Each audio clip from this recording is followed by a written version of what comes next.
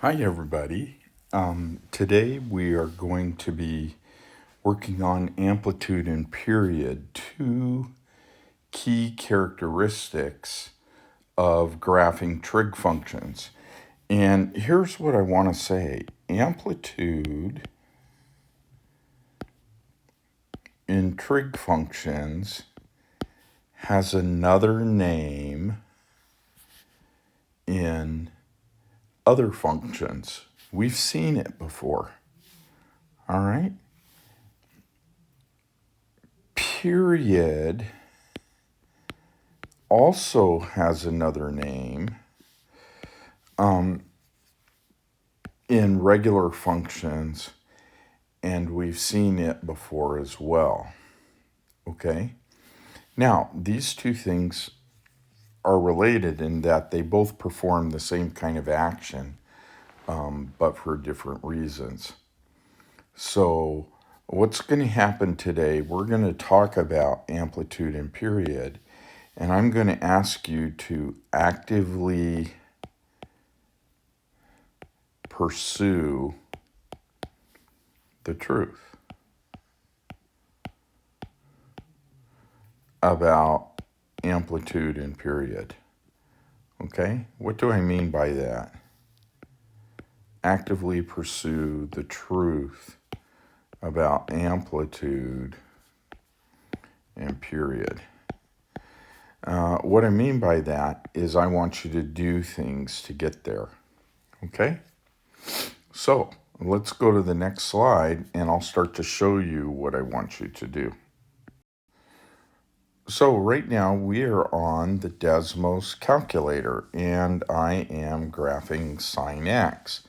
And I am going to change sine x as I usually do to feature it on the its actual markings on the x-axis, so we can actually see it labeled with radian values. Okay?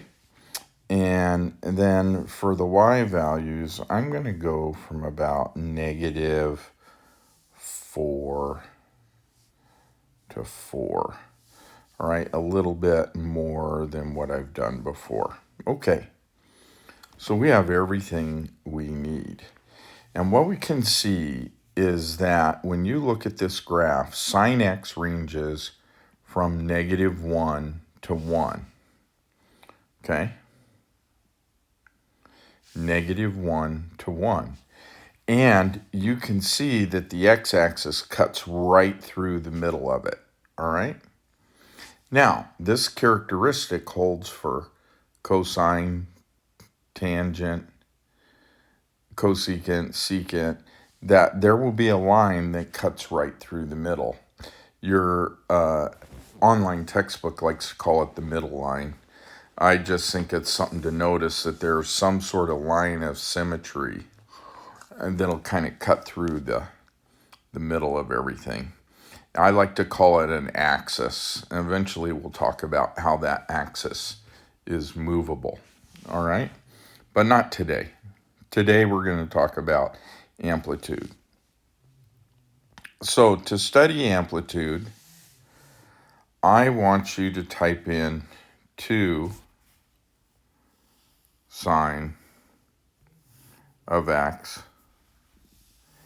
and I want you to graph it. I also want you to type in 3 sine of x, and I want you to graph it. Now, I've clicked them off really quick because I want you to do this work. And I want you to compare what happens with the graphs. In addition, go ahead and type in 4 sine of x. All right? And you probably noticed some things already as I was typing those in.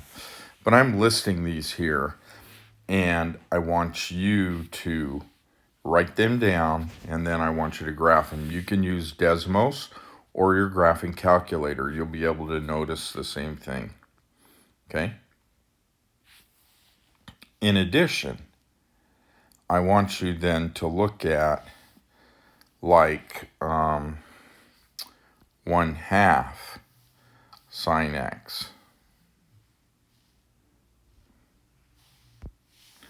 Okay, and let's go with 1/3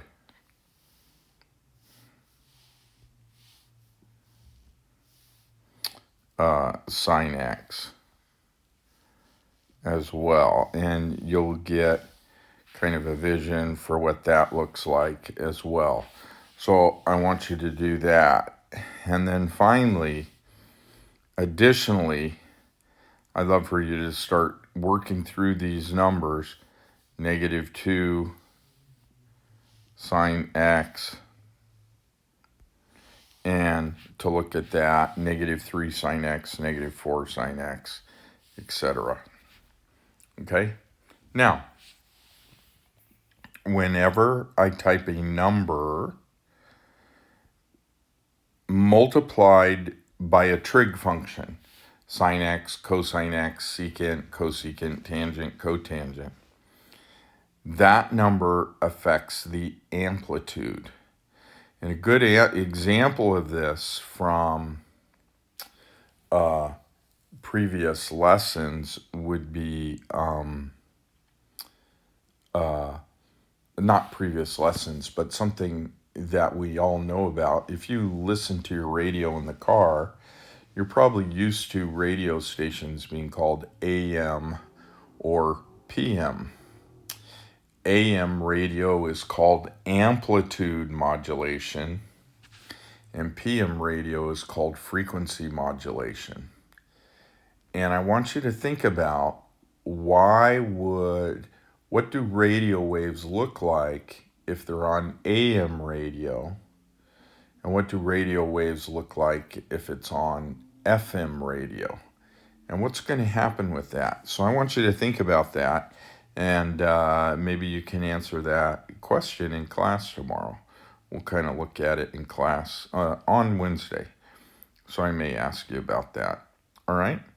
So after you have done this, I want you to write a sentence for yourself about what does amplitude do to a graph.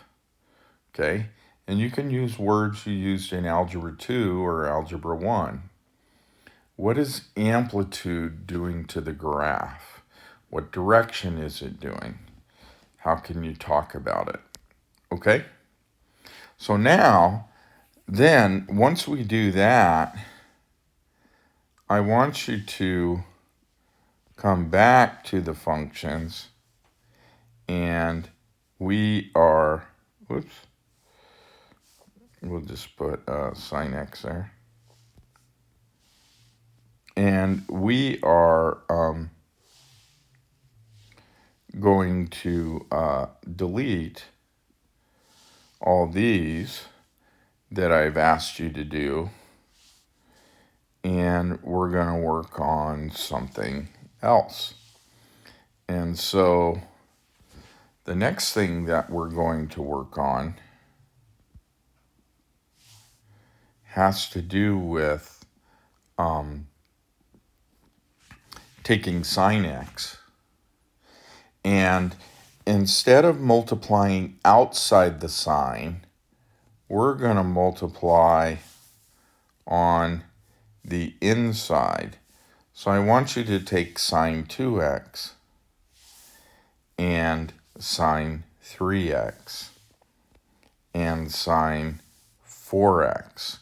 That's probably enough. You could do a little more if you're trying to figure out what's going on. And then just for kicks, we'd also like to do sine of 1/2 x and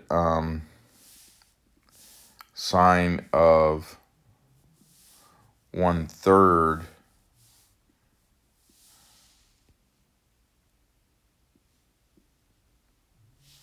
x.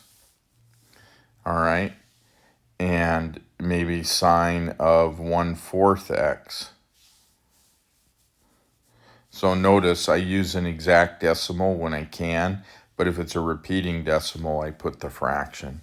So there's 1/2 one. And then I'd love for you to do a few negatives here, like sine negative 2x, etc., etc.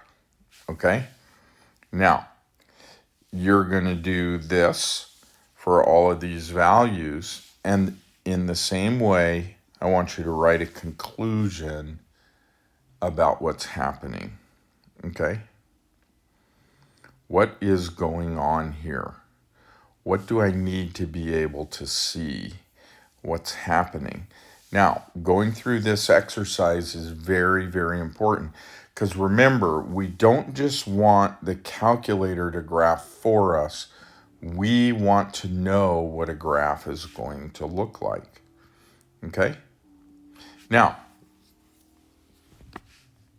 just for fun, one other thing. You can change these from sine, change them to cosine, change them to tangent, change them to secant, and see if the effect is the same for all the other graphs. All right? Now, you might assume that the effect's the same, and that's probably a really good assumption, but you ought to investigate it to know for sure. And you can notice how I've done this, and you can just edit this, and you can turn these all on, and you can kind of see something going on. Now, that's kind of hard to see here, but and I did that on purpose, so you have to do it yourself to kind of look at the effect. And to see the effects, I would always leave my sin x on, and then when I did another graph looking at what happened, I would turn that one on as well. Okay, so that's kind of your assignment that you should do right now. All right? So, as I said, one of the things we want to do is we want to be able to do like 2 cosine 3x. And we'd like to be able to graph a function like that. Now, if you've done everything you're supposed to do, then you'll understand what I am going to do right now. All right? What I notice here is the amplitude is equal to 2. All right? And what I also notice here is that my period for cosine is normally 2 pi, but since I am multiplying by a 3 times the variable inside, I need to divide that by 3. Okay? And then, so that's my new period. So when I go to graph now I'm going to show you how I do this by hand. If I have a function like this, so it's not moved up or down or left or right or anything, and the amplitude is 2, then that means I'll put 1, 2, -1, -2. Okay? So I mark the y-axis with whatever my amplitude is, going from -2 to 2. I also know the midline. Okay? It's going to be halfway between the amplitude, so I'm just going to mark that as well. And then the other thing I mark is the period. Okay? So now our period is 2 pi over 3. Now I don't have to make it close to the y-axis. I can spread it out. And so normally when I do these, this is where I put 2 pi, but now I'm going to label it 2 pi over 3. So the label is actually different. Okay? Now, when graphing a sine function, what we know is that the zeros are right here. We have a 0 at 0, and then where the period ends, which is 2 pi over 3, and then halfway along, pi over 3. Okay? Then we go halfway in between those. So halfway from 0 to pi over 3 is pi over 6. And halfway from pi over 3 to pi over 2 pi over 3 is pi over 2. Now, what do I know about the sine function? Well, if I have a 0, then the next point will be a maximum. Then I'll have a 0. And then the next point will be a minimum. And then the next point will then be a 0. And so here is 1 period of my sine function. Okay?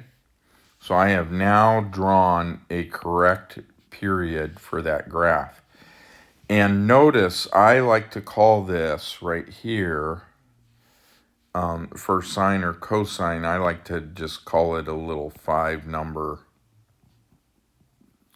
graph help. And notice how I got them. I take the first point where the graph starts, the last point, which is 1 period away, then I map the middle value. I just cut this in half, and then I cut the 2 halves in half as well. And then to get these points here, I can use a little technique. I could do 0 plus pi over 3 divided by 2. And then on the next one, I can do pi over 3 plus 2 pi over 3 divided by 2. And that's how you get the pi over 6 and the pi over 2. And every time this will give me a graph. Now, what's a complete graph? If you draw a graph by hand, and you will have to do 1 or 2 on the midterm, a complete graph is going to be 2 periods drawn. Okay? So you want to continue from 2 pi over 3. So you go another pi over 6, another pi over 6, another pi over 6, another pi over 6. So 2 pi over 3 plus 2 pi over 3 is 4. This point will be 4 pi over 3.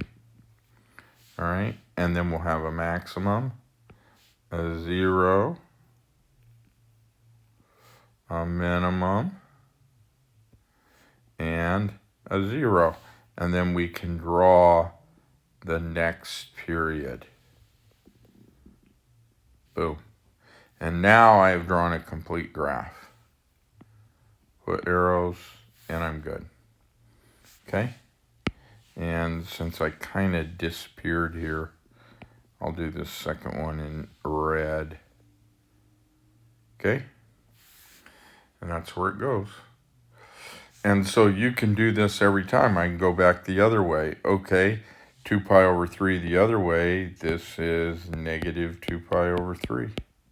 So halfway between is negative pi over 3. Halfway between those, negative pi over 6, negative pi over 2. And so if you draw me a graph like this with your axes labeled properly, then you get full credit for a graph. All right? And I can do sine and cosine graphs like that all day long. Okay? You have to be able to graph and label axes. If you can't label an axis, you don't know how to graph. All right? And so that's important. And notice how we use the amplitude and the period to help us graph. So let's move on to, oh my gosh, and I was drawing a cosine graph. So I made a mistake here. Oh my gosh, I drew a sine graph, but this was a cosine. So that was a really common mistake. I do that all the time. So let me shrink this up really quick and let's fix it. Gosh, I can't believe I did that, but it's good. If I make mistakes, then you know.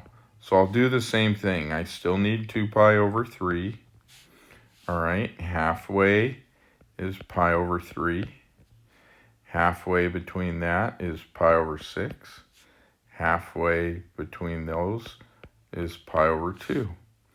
Now, it's a cosine graph, so 1, 2, 1, 2, so that's negative 2, that's 2. All right, and now we're going to plot the points, okay? So the cosine graph starts here, and then it goes to a 0, and a minimum, a 0, and the maximum.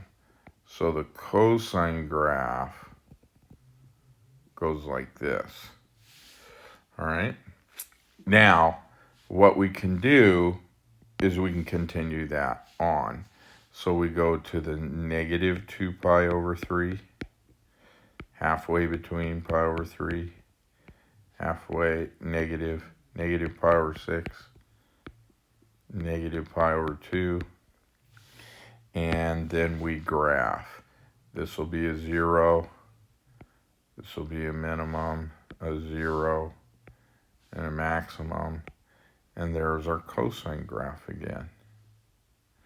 Okay, and as you can see, it really looks like a sine graph, just moved to the left a certain number of degrees. But now, that's correct. So I've actually shown you how to graph 2 sine 3x and now 2 cosine 3x. Okay? And notice the way I do it doesn't change. I use amplitude and period, find out where my midline is, and then I create my little 5 number markings, and that helps me do this.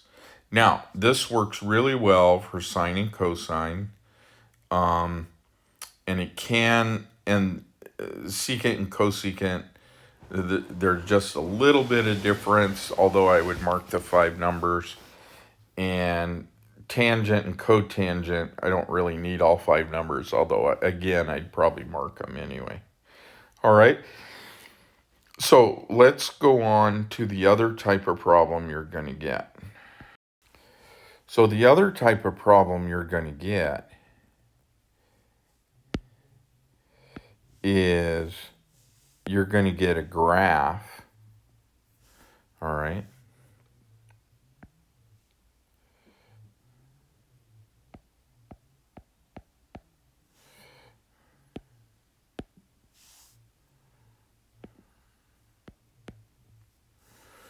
All right?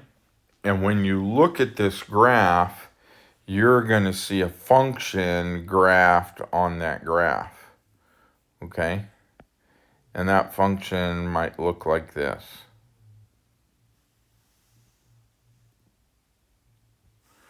Okay?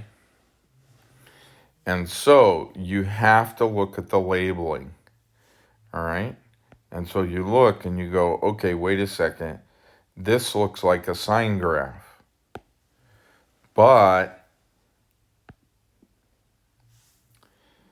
the period is actually 4 pi. So that means I got to do 0.25x right here. Okay? So, or if you wish, 1/4 x.